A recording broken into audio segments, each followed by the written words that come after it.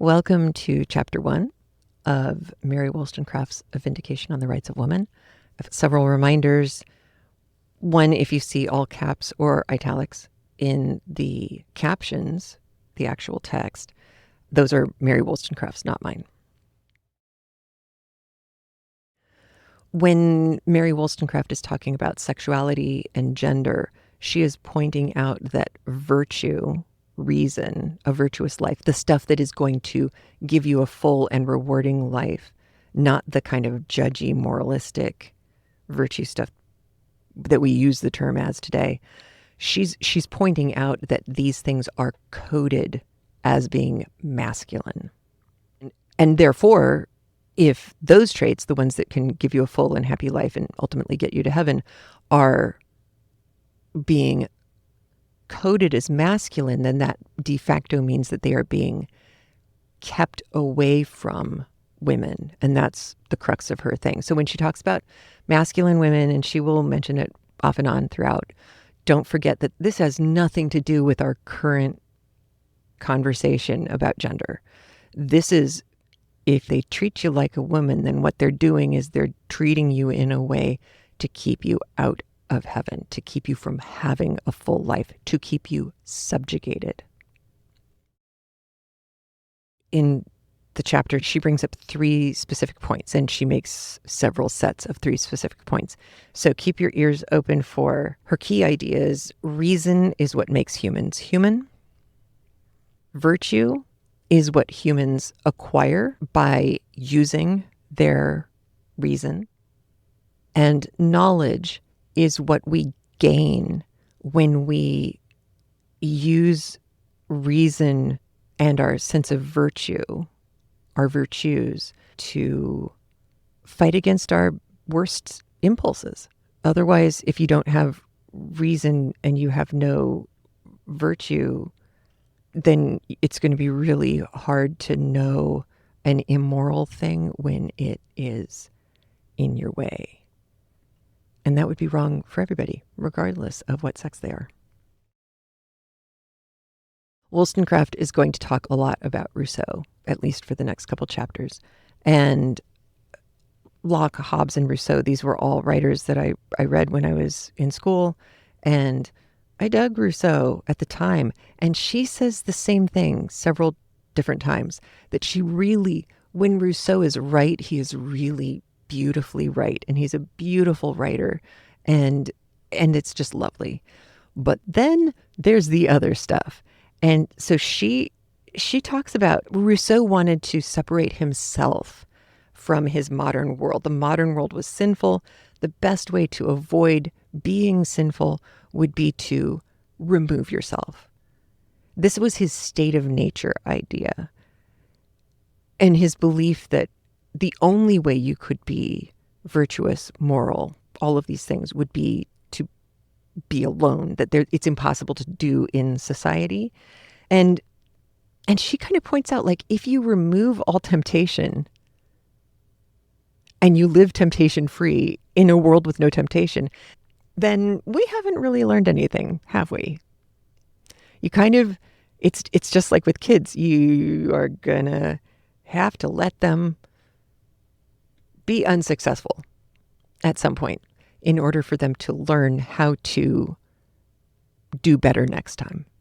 She is also very much of a mind that civilization, society, all of these things are basically, okay, if God is an all-knowing, omnipotent being, then God knew we were going to head towards creating these societies. If that's the case, then a civil society, one that is working together for the betterment of all of the members in that society, that's not an evil. That is the natural movement forward of God's whole point. Wollstonecraft is very much of the mind, like, if he was going to set the chess pieces up on the board, he is going to know how that game is going to get played. And if our job here is to be the best us we can be, then him putting us in a situation where it's impossible to be that best version of us doesn't make any logical sense. Wollstonecraft also points out that when Rousseau talks about this state of nature thing, that it's almost like an appeal to nostalgia. Boy, if there is one thing that would be really good to learn right about now is go start learning about logical fallacies. No, I don't think any of us, and we're not philosophy professors, right? I don't think any of us are going to be able to say, oh, that's post hoc, ergo propter hoc. But what you do want to be able to do is hear something and go, ooh, that sounds wrong. And you can't quite put your finger on why. It's probably a logical fallacy. And learning what kinds of fallacies people use is super helpful because you will find yourself saying these things. And that's bad, provided you want to be moral and live a virtuous life. So when Wollstonecraft is talking about Rousseau kind of using this appeal to nostalgia, this is, oh, things were so much better back when, ... fill in the blanks. And we know these things are not true. It's like, sure, the 1950s look pretty, but go watch the movie Pleasantville. Or, watch Mad Men. Honestly, were things really better? I mean, Don Draper is hot and all, but really? Look what happened to Draper's wife over the course of that show. January Jones, my God, what an arc she had.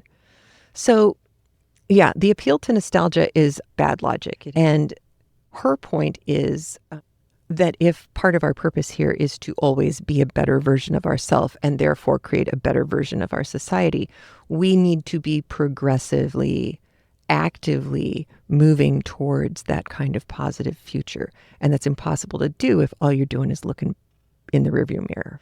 So one of the things you'll hear her say, and I'm going to say it here because it's phrased really strangely, or at least it was when it seemed strange when I was reading it.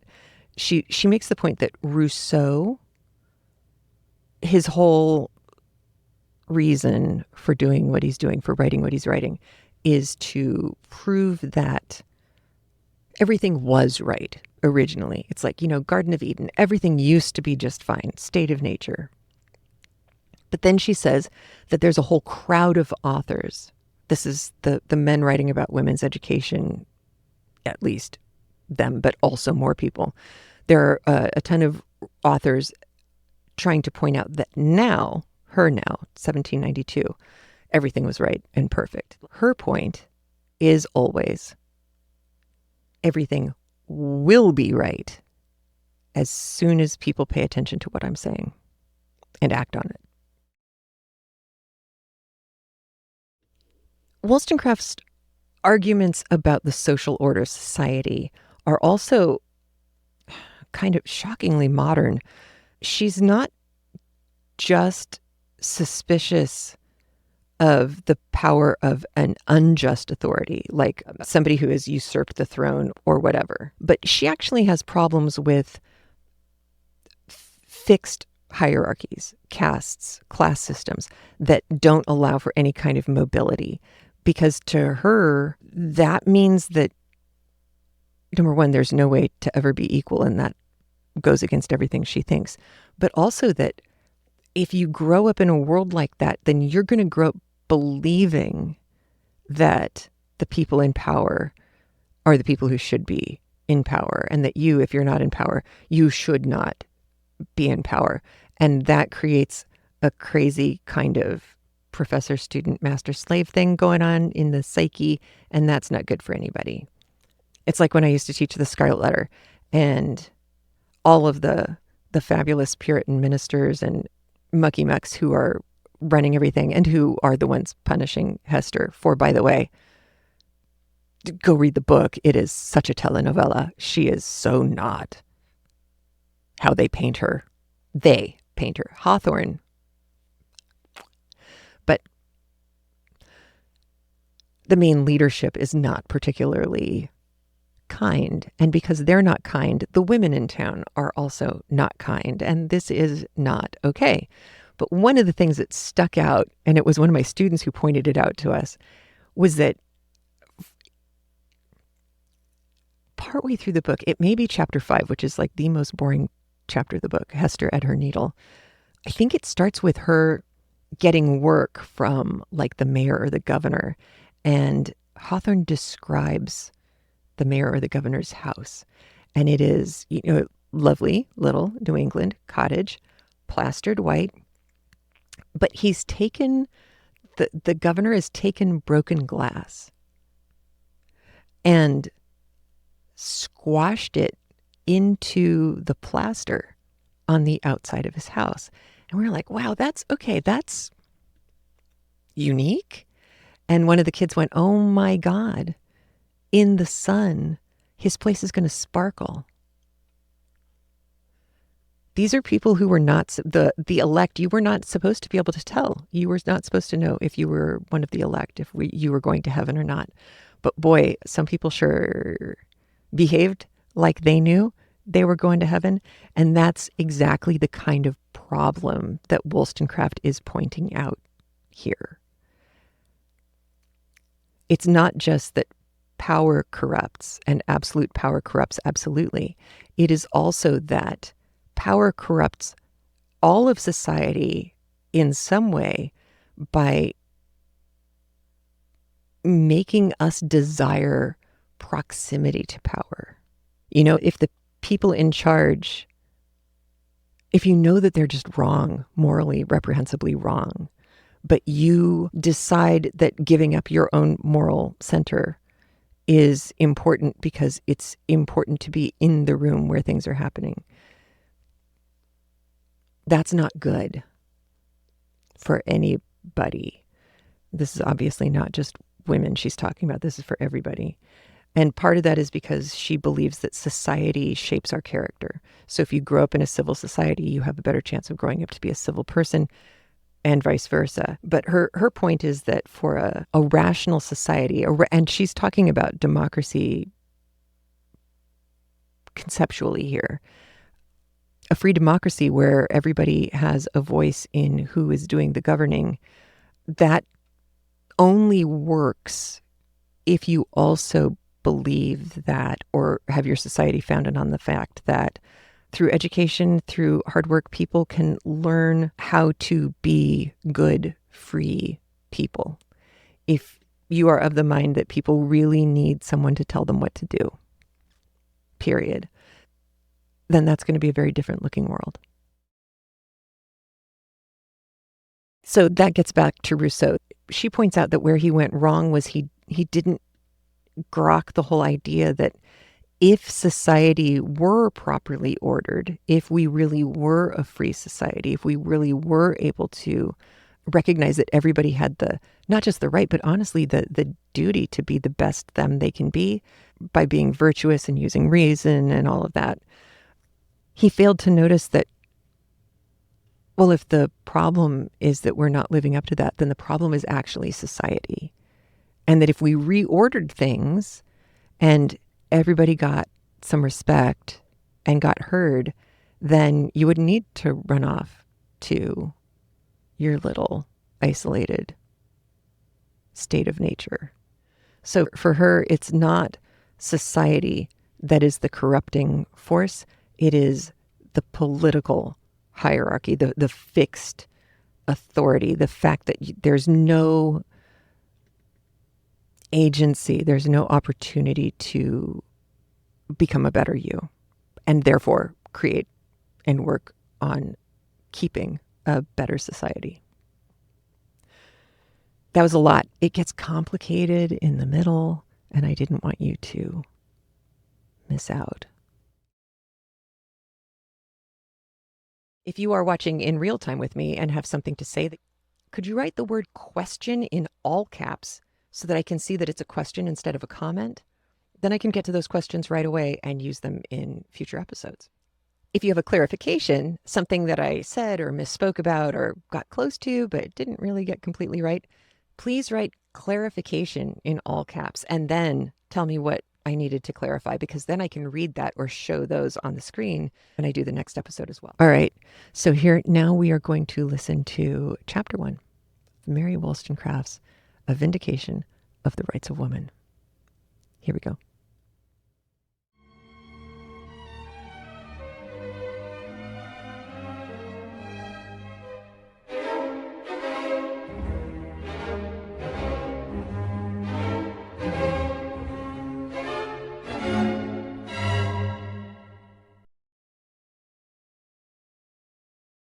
In the present state of society, it appears necessary to go back to first principles in search of the most simple truths and to dispute, with some prevailing prejudice, every inch of ground.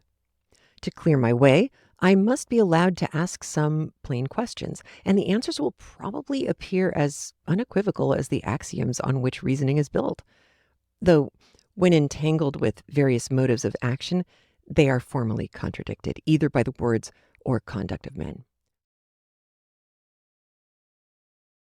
Question: in what does man's preeminence over the brute creation consist? The answer is as clear as that half is less than a whole. It consists in reason. Question: what acquirement exalts one being over another? Virtue, we spontaneously reply.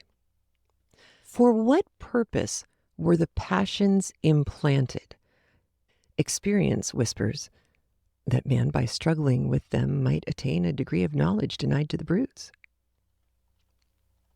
Consequently, the perfection of our nature and capability of happiness must be estimated by the degree of reason, virtue, and knowledge that distinguish the individual and direct the laws which bind society, and that from the exercise of reason, knowledge and virtue naturally flow, is equally undeniable if mankind be viewed collectively.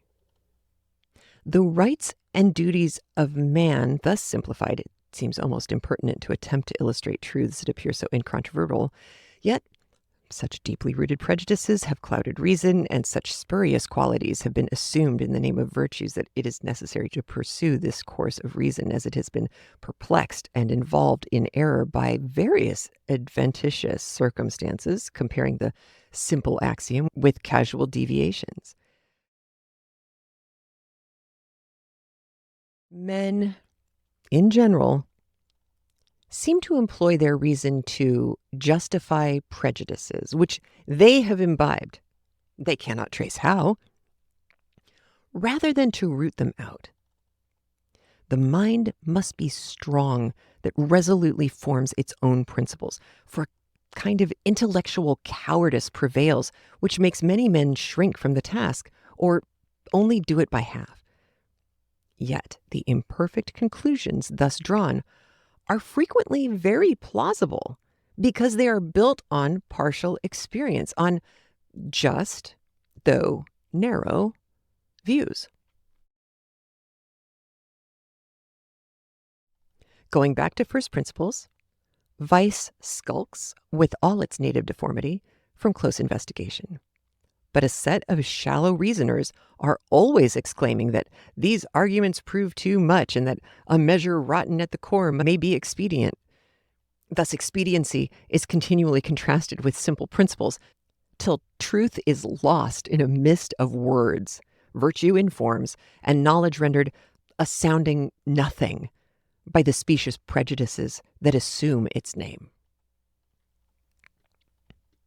That society is formed in the wisest manner, whose constitution is founded on the nature of man, strikes in the abstract every thinking being so forcibly that it looks like a presumption to endeavor to bring forward proofs, though proof must be brought, or the stronghold of prescription will never be forced by reason.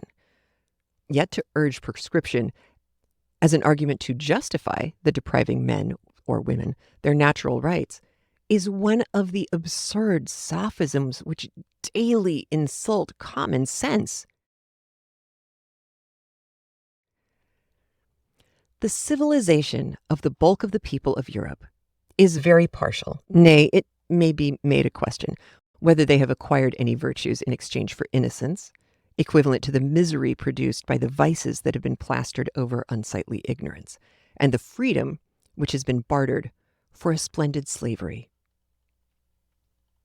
The desire of dazzling by riches, the most certain preeminence that man can obtain, the pleasure of commanding flattering sycophants, and many other complicated low calculations of doting self-love, have all contributed to overwhelm the mass of mankind and make liberty a convenient handle for mock patriotism.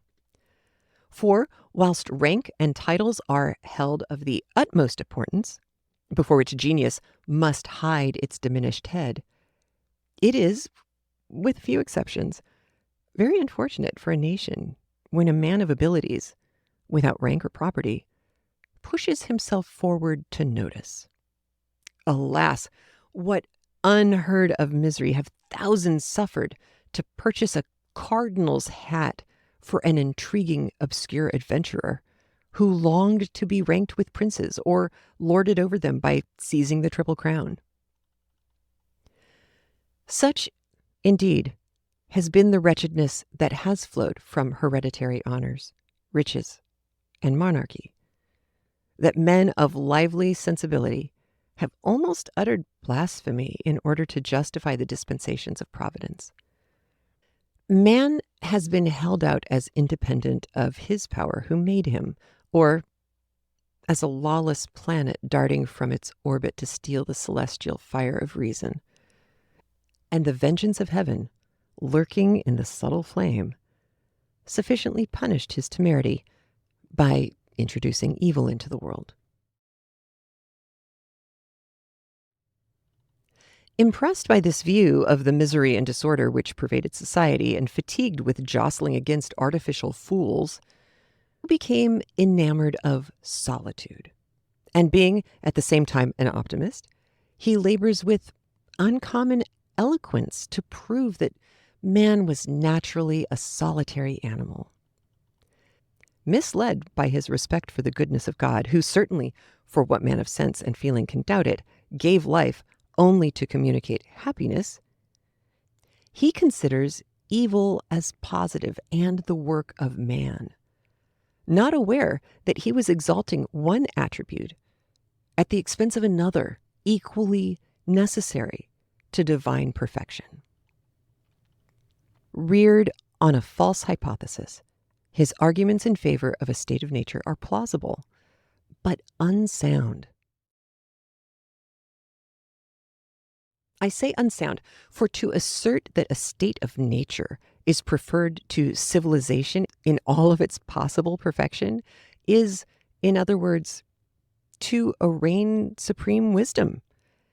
And the paradoxical exclamation that God has made all things right, and that evil has been introduced by the creature whom he formed, knowing what he formed, is as unphilosophical as it is impious.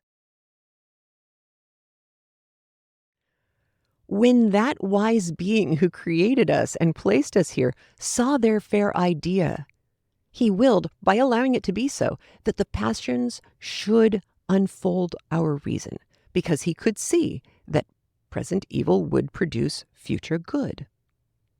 Could the helpless creature, whom he called from nothing, break loose from his providence and boldly learn to know good by practicing evil without his permission? No! How could that energetic advocate for immortality argue so inconsistently?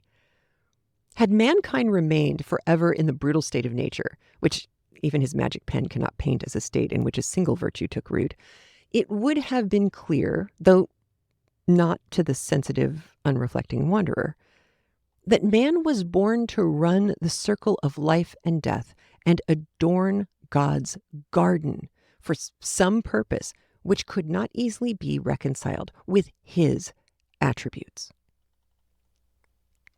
But if, to crown the whole, there were to be rational creatures produced, allowed to rise in excellency by the exercise of powers implanted for that purpose, if benignity itself thought fit to call into existence a creature above the brutes, who could think and improve himself, why should that inestimable gift, for a gift it was, if man was so created as to have a capacity to rise above the state in which sensation produced brutal ease, be called in terms a curse? A curse, it may be reckoned, if all our existence was bounded by our continuance in this world. For why should the gracious fountain of life give us passions and the power of reflecting, only to embitter our days and inspire us with mistaken notions of dignity? Why should he lead us from love of ourselves to the sublime emotions which the discovery of his wisdom and goodness excites, if these feelings were not set in motion to improve our nature, of which they make a part, and render us capable of enjoying a more godlike portion of happiness? Firmly persuaded that no evil exists in the world that God did not design to take place, I build my belief on the perfection of God. Rousseau exerts himself to prove that all was right originally. A crowd of authors says that all is now right, and I say that all will be right. But true to his first position, next to a state of nature, Rousseau celebrates barbarism and apostrophizing the shade of Fabricus. He forgets that in conquering the world, the Romans never dreamed of establishing their own liberty on a firm basis or extending the reign of virtue. Eager to support his system, he stigmatizes as vicious every effort of genius, and uttering the apotheosis of savage virtues, he exalts those to demigods who were scarcely human, the brutal Spartans who, in defiance of justice and gratitude, sacrificed in cold blood the slaves that had shown themselves men to rescue their oppressors.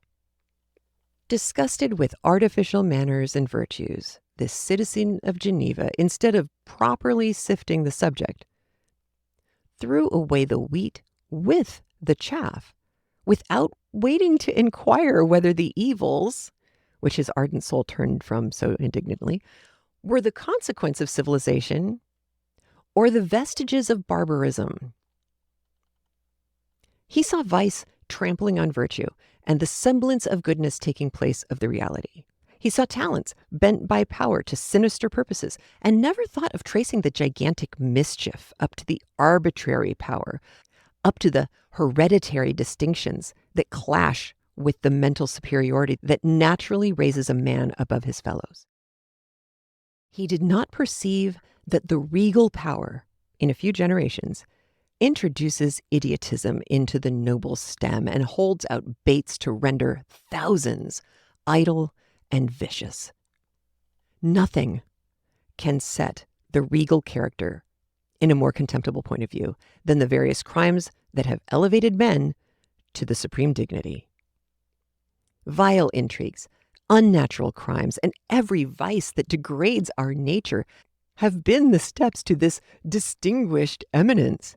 Yet millions of men have supinely allowed the nerveless limbs of the posterity of such rapacious prowlers to rest quietly on their ensanguined thrones. What but a pestilential vapor can hover over society when its chief director is only instructed by the invention of crimes or the stupid routine of childish ceremonies? Will men never be wise? Will they never cease to expect corn from tares and figs from thistles? It is impossible for any man, when the most favorable circumstances concur, to acquire sufficient knowledge and strength of mind to discharge the duties of a king entrusted with uncontrolled power. How then must they be violated when this very elevation is an insuperable bar to the attainment of either wisdom or virtue, when all the feelings of a man are stifled by flattery and reflection shut out by pleasure. Surely it is madness to make the fate of thousands depend on the caprice of a weak fellow creature, whose very station sinks him necessarily below the meanest of his subjects. But one power should not be thrown down to exalt another, for all power intoxicates weak man, and its abuse proves that the more equality there is established among men, the more virtue and happiness will reign in society. But this, and any similar maxim deduced from simple reason, raises an outcry. The church or the state is in danger if faith in the wisdom of antiquity is not implicit, and they, who, roused by the sight of human calamity, dare to attack human authority, are reviled as despisers of God and enemies of man. These are bitter calumnies, yet they reached one of the best of men, Dr. Price, whose ashes still preach peace and whose memory demands a respectful pause when subjects are discussed that lay so near to his heart.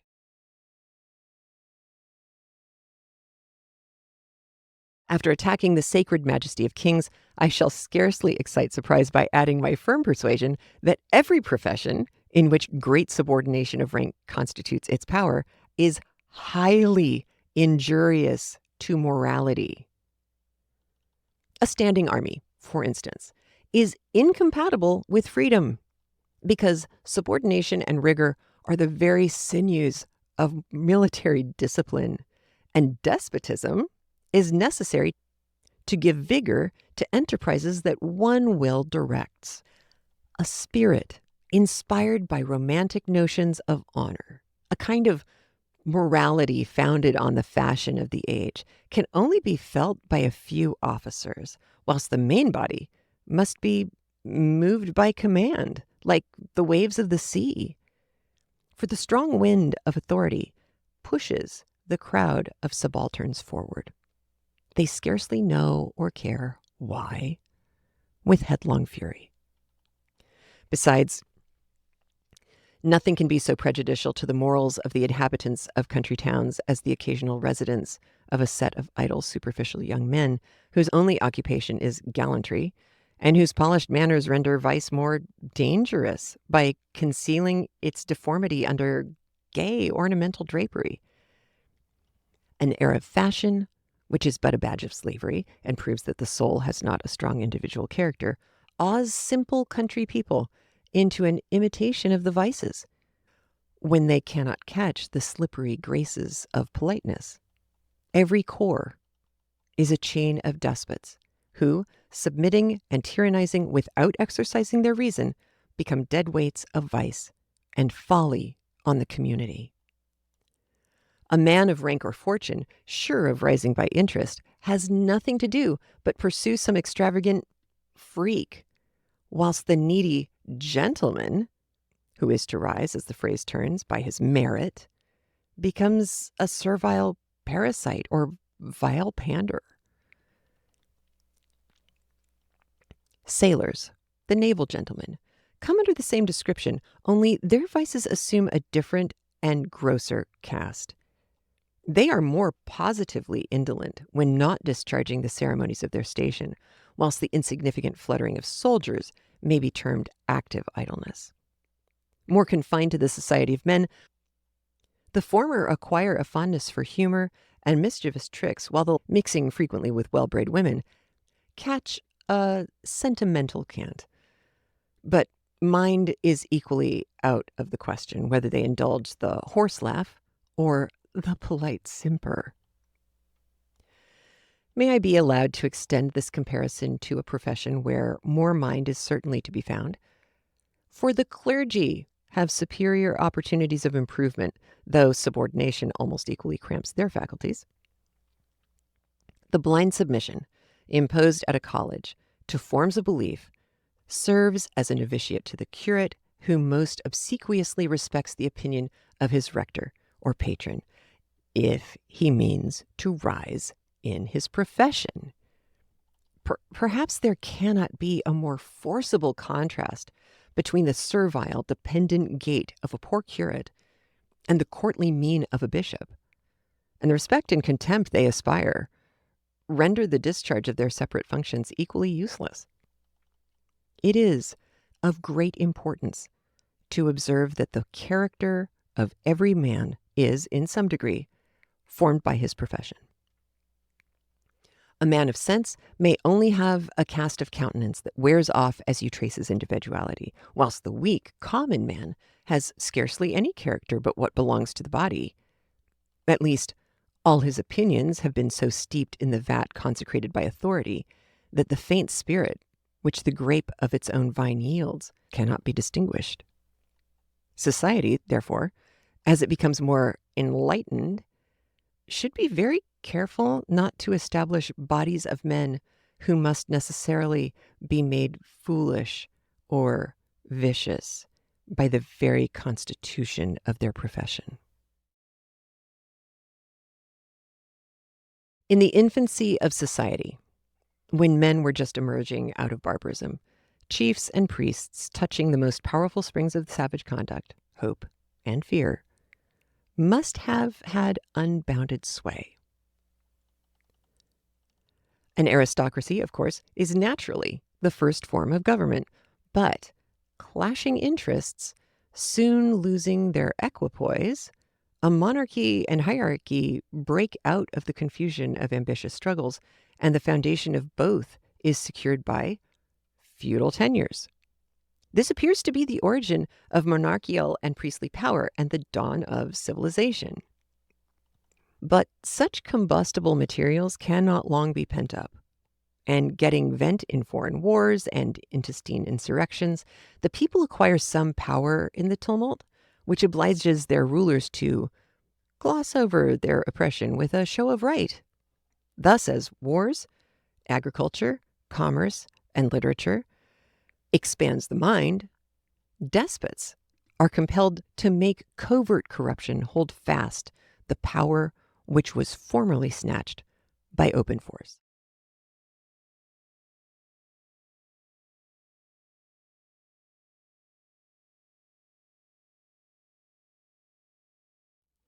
And this baneful, lurking gangrene is most quickly spread by luxury and superstition, the sure dregs of ambition. The indolent puppet of a court first becomes a luxurious monster or fastidious sensualist, and then makes the contagion which his unnatural state spreads the instrument of tyranny. It is the pestiferous purple which renders the progress of civilization a curse, and warps the understanding till men of sensibility doubt whether the expansion of intellect produces a greater portion of happiness or misery. But the nature of the poison points out the antidote. And had Rousseau mounted one step higher in his investigation, or could his eye have pierced through the foggy atmosphere which he almost disdained to breathe, his active mind would have darted forward to contemplate the perfection of man in the establishment of true civilization, instead of taking his ferocious flight back to the night of sensual ignorance.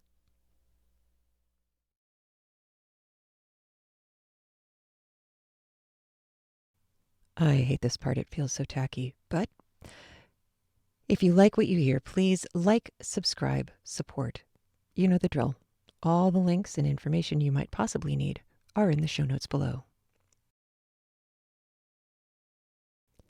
And thank you